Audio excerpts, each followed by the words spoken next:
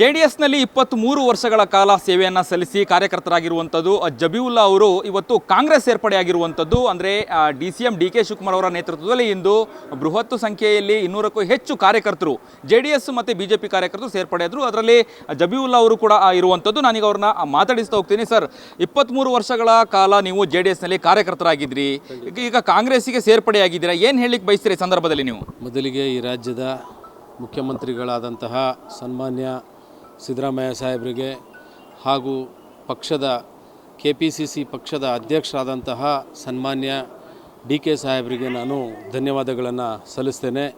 ಯಾಕೆ ಅಂತ ಹೇಳಿದ್ರೆ ಇದು ರಾಷ್ಟ್ರೀಯ ಪಕ್ಷ, ಇದರಲ್ಲಿ ಭಾಳ ತುಂಬಾ ಕೊಟ್ಟಿರುವಂಥ ಬಡವರಿಗೆ ಕೊಟ್ಟಿರುವಂಥ ಕಾರ್ಯಕ್ರಮಗಳು ಭಾಳ ಅದ್ಭುತವಾಗಿದ್ದಾವೆ. ಇದರಲ್ಲಿ ಏನಪ್ಪ ಅಂತ ಹೇಳಿದ್ರೆ ಇದು ಬಡವರ ಒಂದು ಪಕ್ಷ ಇದು.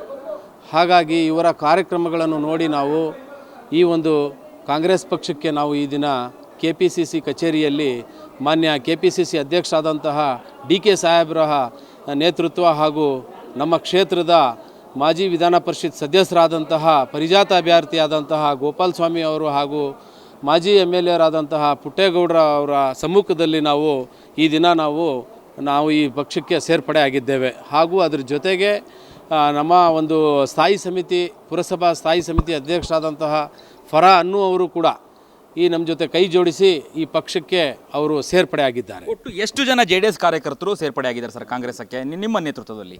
ಈ ದಿನ ಹೆಚ್ಚು ಕಮ್ಮಿ 200 ಜನ ಸೇರ್ಪಡೆ ಆಗಿದ್ದೀವಿ. ಅದರಲ್ಲಿ ಮುಸ್ಲಿಮ್ಸ್ ಆಗಿ ಒಂದು 50 ಜನ ನಾವು ಇಲ್ಲಿ ಸೇರ್ಪಡೆ ಆಗಿದ್ದೇವೆ. ಇವತ್ತಿನ ದಿವಸ ನಾವು ಬಹಳ ಸಂತೋಷದಿಂದ ನಾವು ಈ ಒಂದು ಕಾರ್ಯಕ್ರಮವನ್ನು ವೀಕ್ಷಣೆ ಮಾಡಿ ಈ ಕಾರ್ಯಕ್ರಮಗಳು ಕೊಟ್ಟಿರುವಂತಹ ಸರ್ಕಾರ ತುಂಬ ಅದ್ಭುತವಾದಂತಹ ಇದೆ.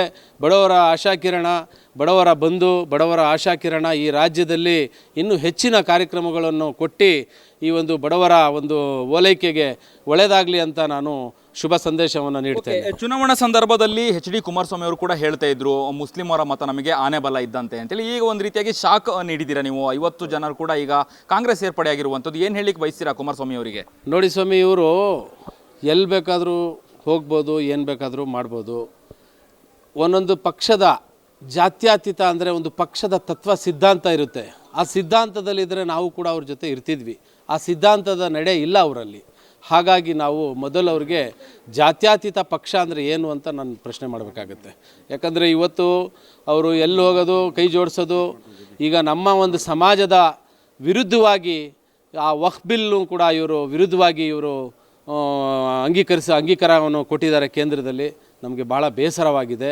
ಈ ವಿಚಾರವಾಗಲೂ ಕೂಡ ನಾವು ವಿಶೇಷವಾಗಿ ನಾವು ನಮ್ಮ ಪಕ್ಷದ ಕಾರ್ಯಕರ್ತರು ಏನಿದ್ರು ಅವರೆಲ್ಲ ನಮ್ಮ ಯಾರು ಹಿತೈಷಿ ಬಂಧುಗಳಿದ್ರು ನಮ್ಮ ವಾರ್ಡಿನ ಹಾಗೂ ನಮ್ಮ ಸಾಮಾನ್ಯರು ಏನಿದ್ರು ಅವರಿಗೆಲ್ಲ ಅವ್ರ ಹತ್ರ ನಾವು ಮಾತುಕತೆ ಮಾಡಿ ನಾವು ಈ ಪಕ್ಷಕ್ಕೆ ನಾವು ಈ ದಿನ ನಾವು ಸೇರ್ಪಡೆ ಆಗಿದ್ದೇವೆ. ಓಕೆ, BJP ಮತ್ತು JDS ಮೈತ್ರಿ ಆಗಿದ್ದೇ ಮುಸಲ್ಮಾನರಿಗೆ ಎಲ್ಲ ಒಂದು ಕಡೆ ವೈಮನಸ್ಸು ಆಯ್ತಾ, ಬೇಸರ ಆಯ್ತಾ ಅನ್ನುವಂಥದ್ದು. ಹಾಗಾಗಿ ಏನಾದರೂ ಪಕ್ಷನ ತೊರೆದ್ರಾ ಈ ಸಂದರ್ಭದಲ್ಲಿ? ಖಂಡಿತ 100% ಇದು ಇವರು ವೈಮನಸ್ಸು ಆಗಿದೆ. ಈ ರಾಜ್ಯದಲ್ಲಿ ಯಾರು ಹೇಳ್ಕೊತಾ ಇಲ್ಲ.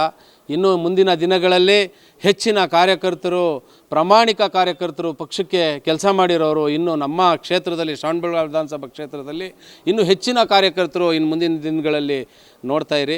ಇನ್ನು ಹೆಚ್ಚಿನ ನೂರಾರು ಕಾರ್ಯಕರ್ತರು, ಸಾವಿರಾರು ಕಾರ್ಯಕರ್ತರು ಈ ಪಕ್ಷನ ಬಲಪಡಿಸಲಿಕ್ಕೋಸ್ಕರ ಸೇರ್ಪಡೆ ಆಗ್ತಾರಂತ ಈ ಸಂದರ್ಭದಲ್ಲಿ ಹೇಳಕ್ಕೆ ಬಯಸ್ತೇನೆ. ಓಕೆ, ಈ ಮೂಲಕ ಕುಮಾರಸ್ವಾಮಿ ಅವರಿಗೆ JDS ಪಕ್ಷದ ಕಾರ್ಯಕರ್ತರಿಗೆ, ಮುಖಂಡರಿಗೆ ನೀವು ಏನು ಸಂದೇಶವನ್ನು ರವಾನೆ ಮಾಡ್ತೀರಾ ಅಂತ?